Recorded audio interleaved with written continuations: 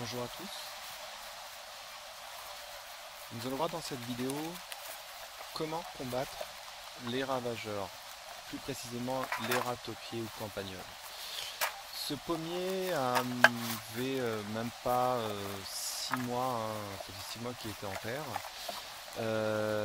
et je me suis aperçu au fur et à mesure que j'avais plein de fruitiers qui mouraient. J'ai eu des kiwis, des groseilliers, je ne comprenais pas ce qui se passait en fait, de la vigne qui du jour au lendemain s'arrêtait de grandir, hein. Les feuilles jaunissaient, puis la plante mourait. Même des groseilliers, hein, pour vous dire à quel point ça peut être agressif comme bestiole. Donc j'ai essayé les pièges, j'en ai mis partout, des pièges qui se déclenchent. Vous en voyez dans la vidéo, il y en a un peu plus haut vers la gauche. Honnêtement, les rats-taupiers l'ont toujours déclenché et j'ai jamais réussi à en choper un. Et la seule fois où j'ai réussi à en attraper, c'est en mettant des tapettes. Donc pour ce faire, et pour me protéger maintenant de ces ravageurs, j'ai décidé de passer à un autre système. Je vais me protéger, je vais les laisser, ils sont là. Les chats feront, j'espère, un petit peu de ménage cet été, ce printemps. Mais en attendant, je me protège, donc je protège les racines de mes fruitiers. Donc, dans cette vidéo, j'ai utilisé du grillage à poules de chez Casto. Donc c'est du grillage à poules standard, hein, j'en avais pour une petite vingtaine d'euros. Donc j'ai pris de la maille assez fine, hein, du 6 mm, pour éviter que les rats-taupiers passent, parce qu'il faut quand même vraiment faire attention, ça se faufile partout, hein. Donc l'idée, là, j'ai refait un trou, donc j'ai déterré mon pied qui n'avait pas encore fait beaucoup de racines, donc je suis content, parce que c'était beaucoup plus compliqué sinon. Et je vais tout simplement créer un espèce de pot artificiel pour protéger un maximum les racines. Et l'arbre, de toutes les façons, lui va refaire ses racines à travers et il cassera au fur et à mesure ce grillage quand il en aura besoin. L'idée, c'est vraiment de l'entourer de manière assez hermétique, de faire un cône. Donc, dans cette vidéo, c'est ce que vous allez voir. Donc j'ai pas de mesure à vous donner, j'y suis allé vraiment au pif en fonction de la taille de mon trou. Donc de quoi vous avez besoin? Donc d'un grillage à poules, d'une pince coupante. Il vous faudra une pince aussi pour pouvoir après lier entre elles les différentes mailles, donc une pince plutôt fine.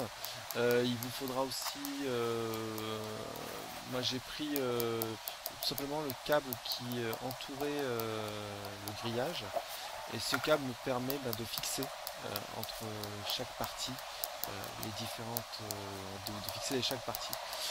Donc dans cette vidéo, vous verrez, elle est un petit peu longue. J'ai tout laissé, j'ai pas fait trop de montage. Vous verrez un petit peu comment je m'y prends. Et puis voilà. J'espère que chez vous aussi, vous pourrez le mettre en pratique. Entre temps, j'ai appliqué la même chose sur d'autres fruitiers, un kiwi, les fruits rouges, et je ferai une prochaine vidéo sur comment protéger de la même manière un potager, puisqu'ils ont commencé à s'attaquer maintenant à mon potager qui était surélevé en permaculture. Je pensais que les bûches et ce qu'il y avait au fond était plutôt un frein. J'ai découvert que c'était l'inverse, puisqu'en creusant, j'ai découvert que c'était leur maison.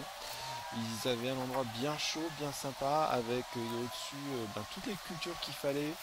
Je ne comprenais pas pourquoi certaines de mes cultures, comme certaines salades ou comme certains céleris, dépérissaient aussi.